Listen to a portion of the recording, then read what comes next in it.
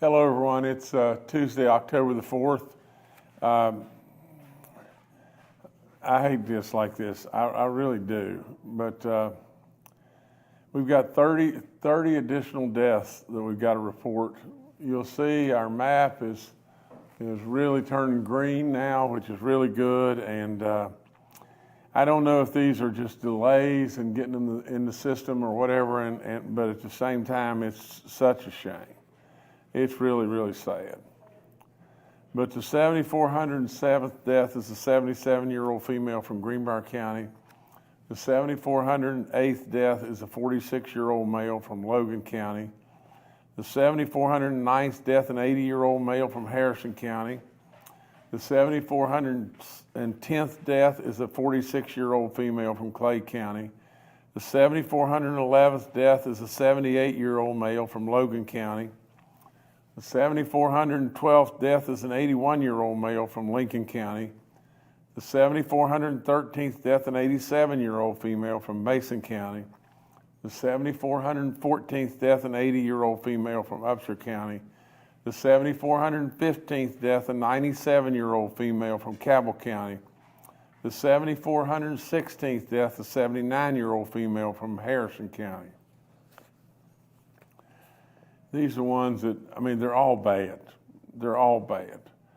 You know, when you lose a wonderful 100-year-old West Virginian, you're losing wisdom beyond belief. But when we lose one of our kids, it's just, it's gut-wrenching to me. The 7,417th death is a 24-year-old male from Mingo County. 7,418th death, a 69-year-old male from Berkeley County.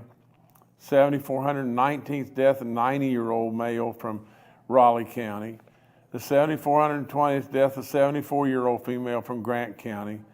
The 7,421st death, a 76-year-old female from Wirt County. The 7,422nd death, a 93-year-old female from Cabell County. The 7,423rd death, an 85-year-old male from Greenbrier County. The 7,424th death, a 99-year-old male from Fayette County. God bless him. The 7,425th death, an 81-year-old female from Wetzel County. The 7,426th death, an 89-year-old female from Ohio County. The 7,427th death, a 57-year-old male from Wood County. The 7,428th death, a 68-year-old female from Raleigh County. The 7,429th death, a 78-year-old male from Cabell County. The 7,430th death, a 71-year-old female from Cabell County. The 7,431st death, a 65-year-old male from McDowell County. The 7,432nd death, a 42-year-old male from Taylor County. The 7,433rd death, an 85-year-old male from Kanawha County. The 7,434th death, a 71-year-old male from Summers County. The 7,435th death, a 66-year-old male from Upshur County. The 7,436th death in West Virginia is a 56-year-old female. The 7,436th death is a 56-year-old female from Nicholas County. Please keep them in your prayers. Please, if you know them, call them. We can't let them feel alone, please. Active cases in West Virginia are 1,028, 274 new positive cases in the last 24 hours. Daily positivity rate, we must not have tested hardly any at all, 9.02%.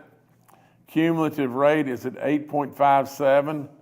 The recovered cases are now at 593,056. We're below 200 that are hospitalized, 196, 27 in the ICU units, and 10 are on ventilators. And you can see by our map, it's finally almost all green again. Before I go any further, I've got to just tell you just this. Honestly, I know this as well as I'm sitting here. Reading these names, basically, 30 folks that we lost in West Virginia. and a 24-year-old we lost, a 99-year-old we lost. You know, it's tragic beyond belief. You see, our state's almost all green now. Anybody and everybody knows that bad weather's coming and we're going to be indoors more than we are now. Absolutely, we can live with this. Please consider your booster shots. This Omicron deal is really, really infectious, and it's going to travel probably through all of us. If you have your booster shots, if you have your vaccination, the odds are, and I'm only taking this because I'm not a doctor, all I can do is listen to the advice of the superstars that have been with us forever.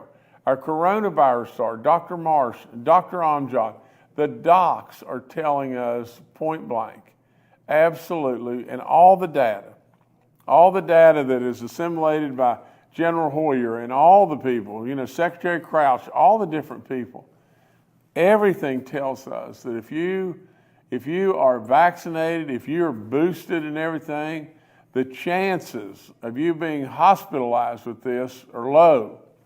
The chances of death are extremely rare. But absolutely, you have got to know we can live with this, and please consider. We'll all, every last one of us, will be respectful to your freedoms if you say, no, I'm not doing it. But absolutely, we're going to continue to urge and continue to try to get you to consider. Numbers-wise, they continue to get a little bit better, but they're just slow getting better, and the sun's shining, and everybody will run to get this booster shot, at some point in time if we don't watch out, and we don't want that. We just want you to absolutely consider. The vaccine calculator's up. It'll tell you when to get your booster shots or when to get vaccinated, and when your shots are due. From the standpoint of the COVID vaccine info line, it's all up. We have 78 outbreaks in our long-term care facilities. That's way down. We still have none in our church community. It's fantastic. In corrections, we have 37 inmates and 18 staff that have this right now. That's really great. From the standpoint of the homeowner assistance program, it's still available to you. It's really significant dollars.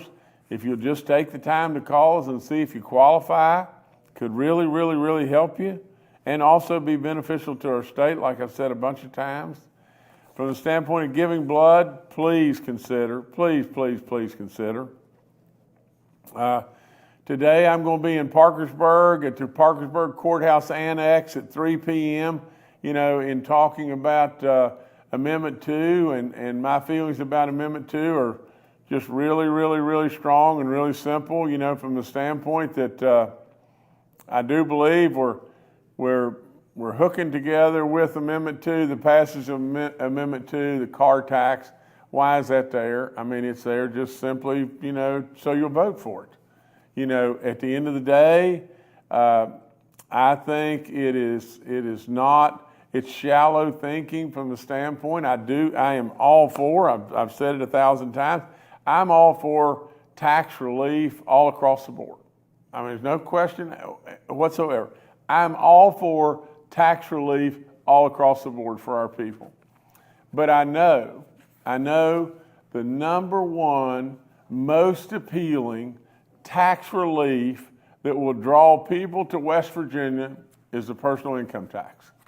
And I know if we continue down this pathway, that will be a distant memory. No matter what anybody says, that will be a distant memory. And I also know that we're giving up local control and we're putting the control in Charleston. It's just like giving up state control and putting the control in Washington, D.C. I just don't think it's smart money. Tomorrow I'll be in Martinsburg and in Clarksburg and in Charlestown, doing the same thing. I wish anyone and everyone to come out.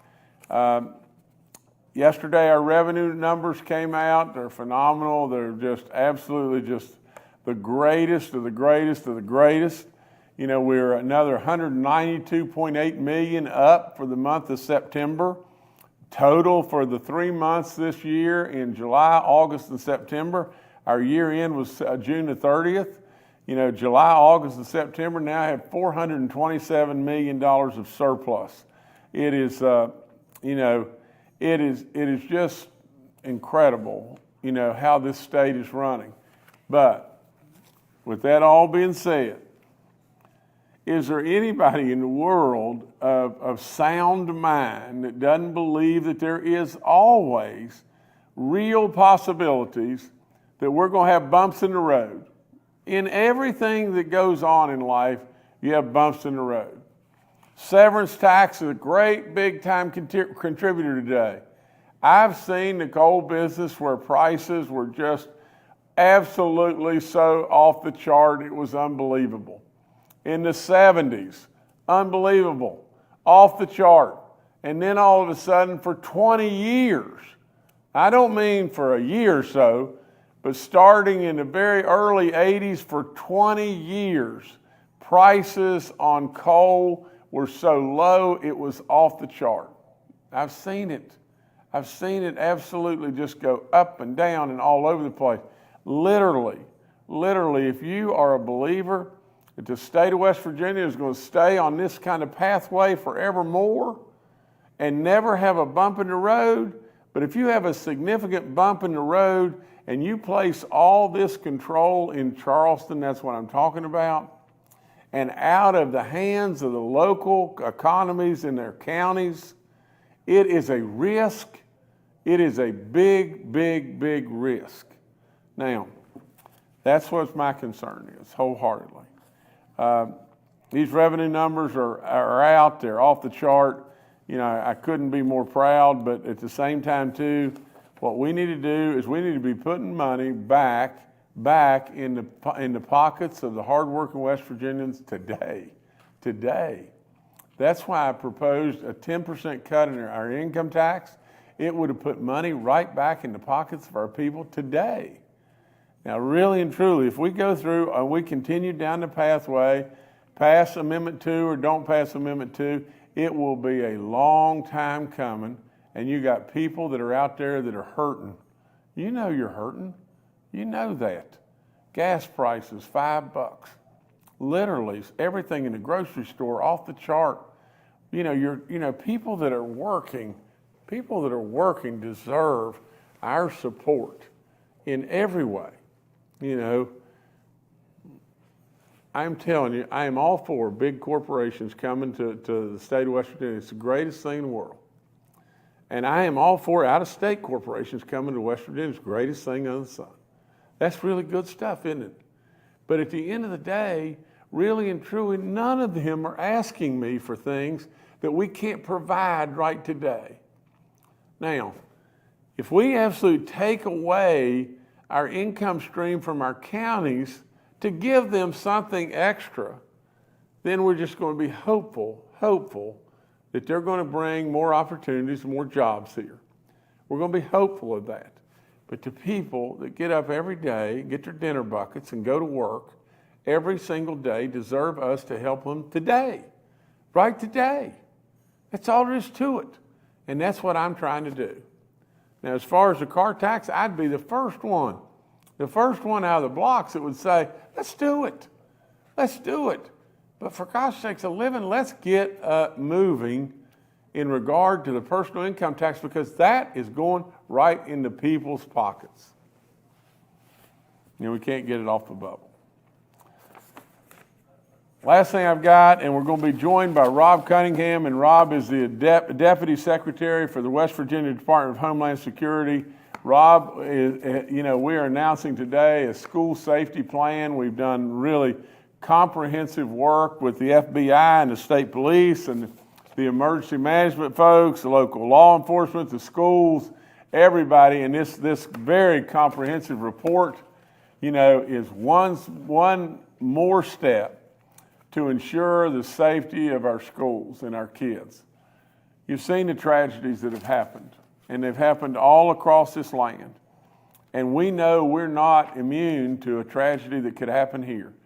So we've taken steps to make sure that we bring everybody together, that if, God forbid, we had a bad incident that was happening here in West Virginia, all the agencies would be coordinating together, and we would move as quickly as possible, and we wouldn't be standing around, wondering who's going to do what, and have more tragedy happen to our children. So, Rob, you're on today, and tell us about this great program and all the work you've done. Well, thank you, Governor. I've been really looking forward to this day. The last 3 or 4 months, we've been working across state government and federal government to develop this plan. What this plan does is it provides a great foundation for the future to keep all of our children and all of our schools safe.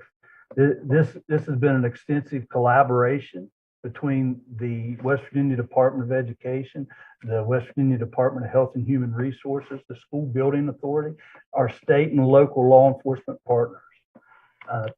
Even today, we're completing a training where we have had educators, administrators, and law enforcement all meeting with Colonel Dan Stebbins, who is a retired colonel from the Connecticut State Police, and he's been sharing his experiences from mass casualties, and we've learned from what he experienced, so we don't make those same mistakes. The last 2 days has really been eye-opening to a lot of people, and I look forward to implementing several of Colonel Stebbins' recommendations. Our school safety program, it relies heavily on preventing a violent incident. We rely heavily upon the DHHR and addressing the mental health issues to recognize when we have a problem so we can intercede. In this collaboration, as we mentioned, the FBI to date has already trained 12,000 West Virginians in school safety and school shooting recognition. The Department of Education, they jumped right in. They provided us a $2 million grant to establish a school safety program.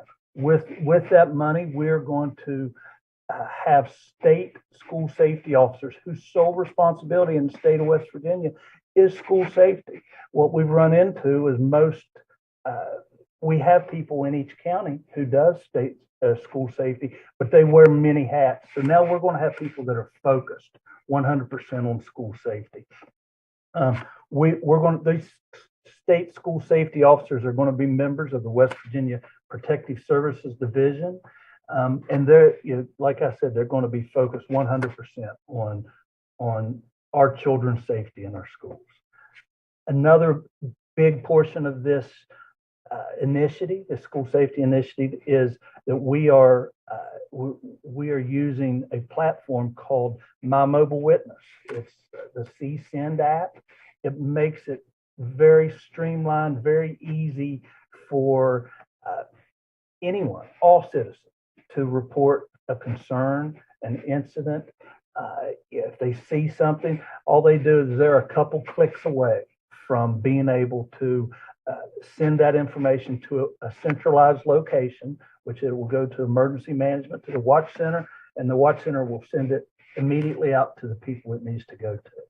So what this school safety initiative does is it provides one uniform approach to get all first responders, all citizens, all teachers, all students, all on the same page, moving in the same direction to reach the ultimate goal of keeping our children safe in schools.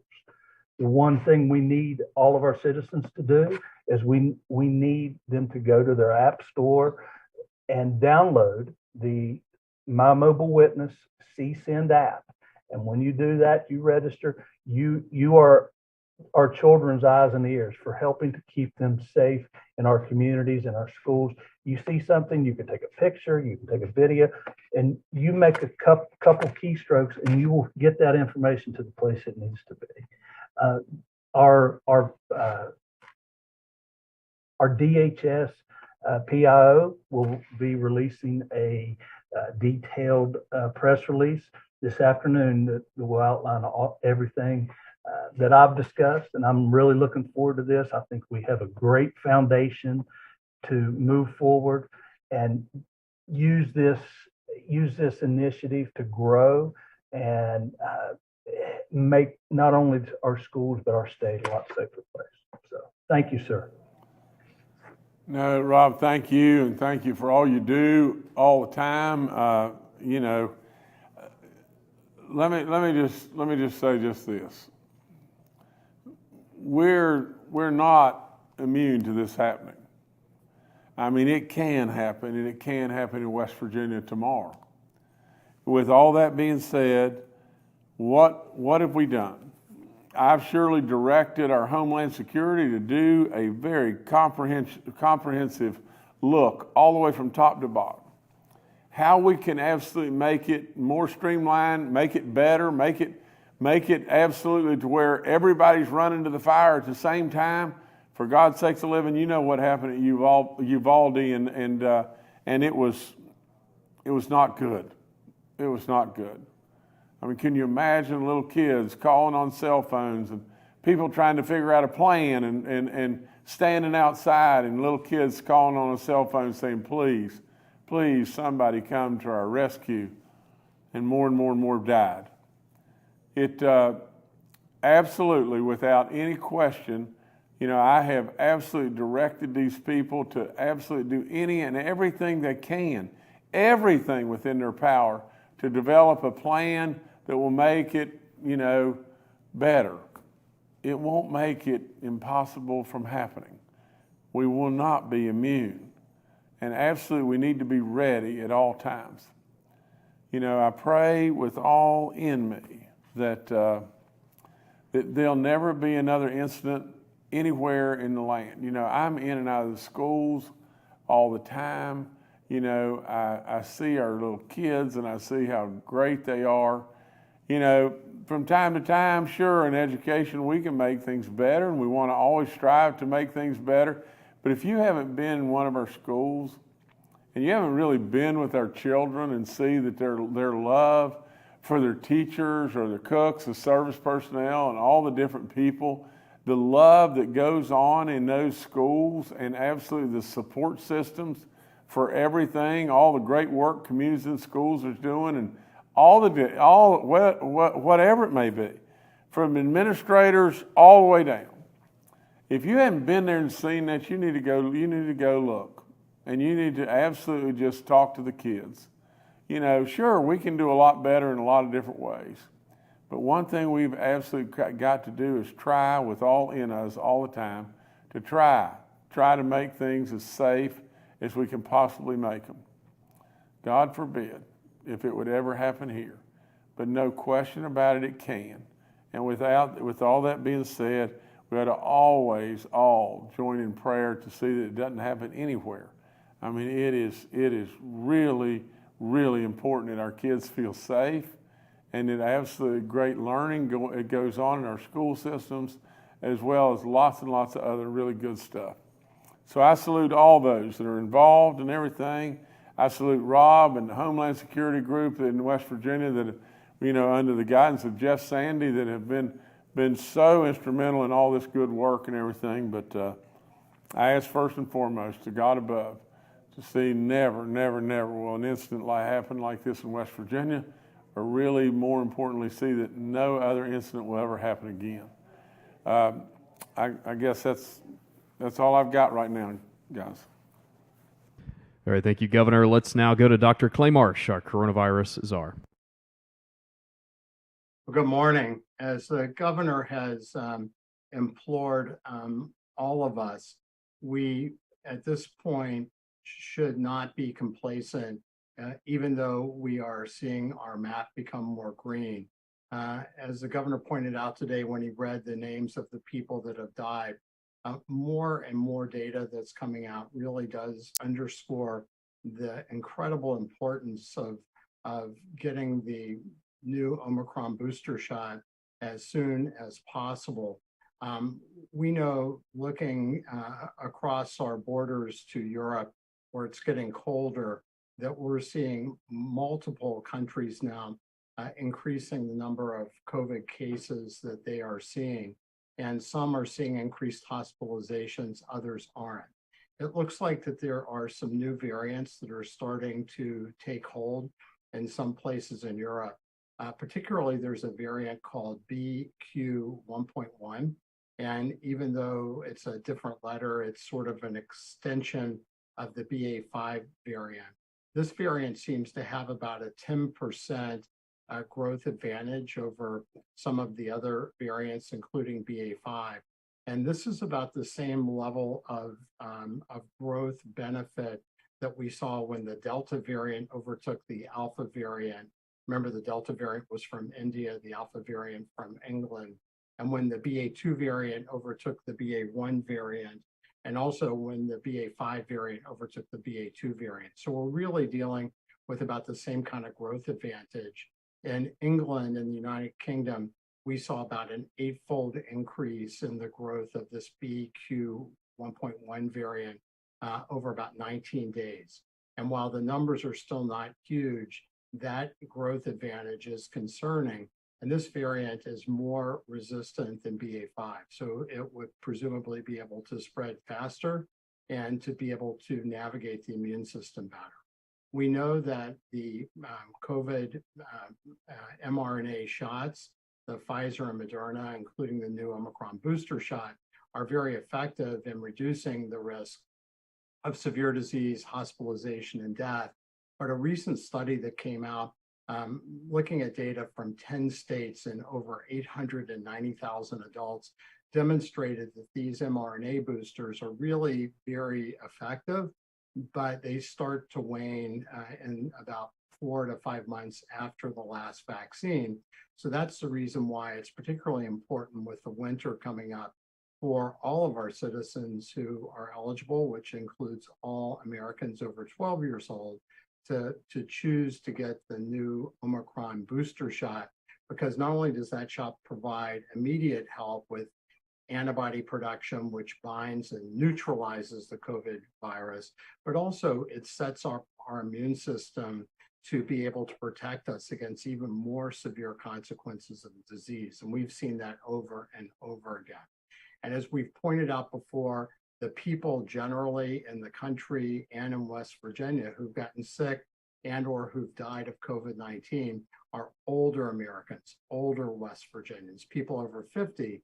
But as the governor read today, even young people are not completely protected against the impact of COVID-19. So that's the reason why every West Virginian and every American should consider and choose to get the Omicron booster shot, and also an influenza shot, a flu vaccine, because we also know, as we've said before on these briefings, that in Australia, where we see the opposite seasons than us, so they have just gotten through their winter, they saw an early winter flu outbreak, and they saw a more significant flu outbreak than they were predicting. So that puts us at risk for having the same impact here in the United States. So please also get your flu vaccine. Thank you very much. All right, thank you, Dr. Marsh. Secretary Bill Crouch and Dr. Anamjad are also joining us today and are available for questions. We'll now go to questions from members of the media. The first today from John Shaver with WV News. Good morning, everybody.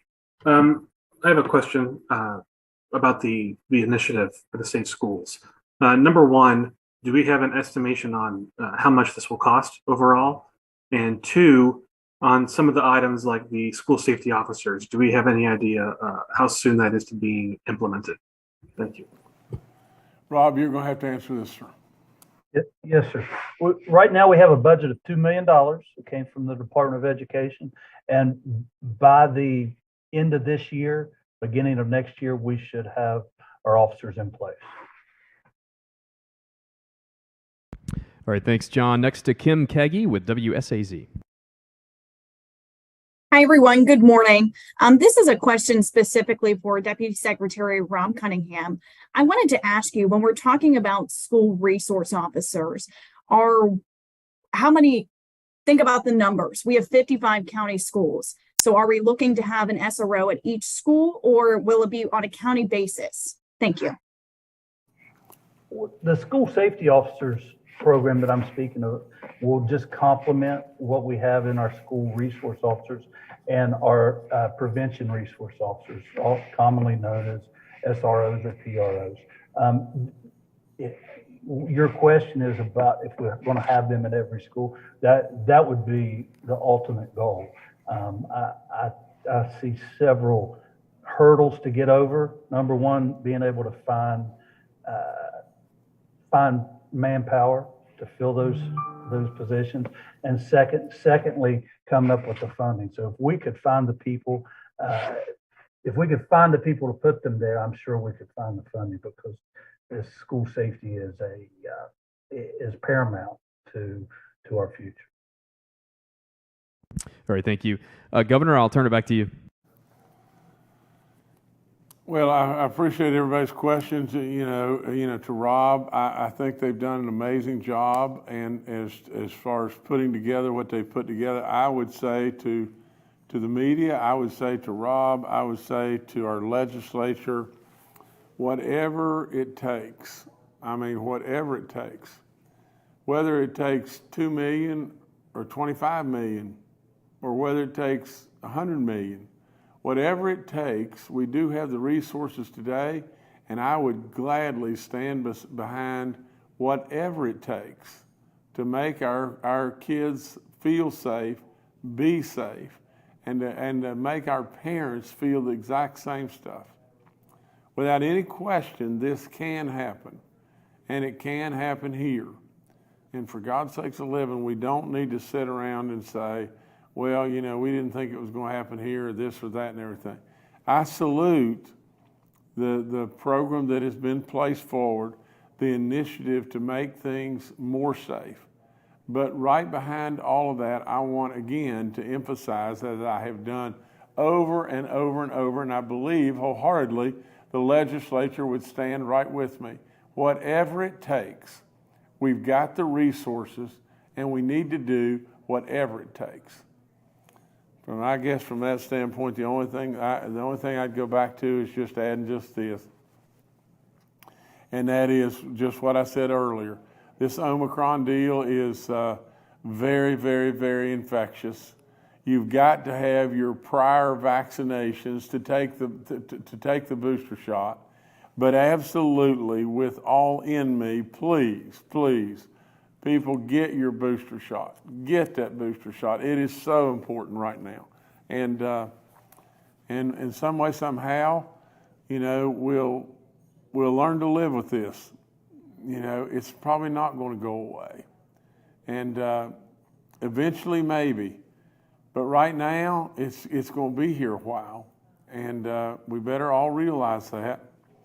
And we better stop your governor from coming in here reading name after name after name, because, I've done every one, but 7,436 is way, way, way, way too many.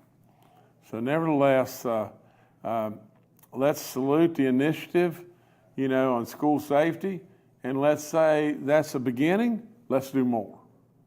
Let's absolutely do more. So with that, thank you so much.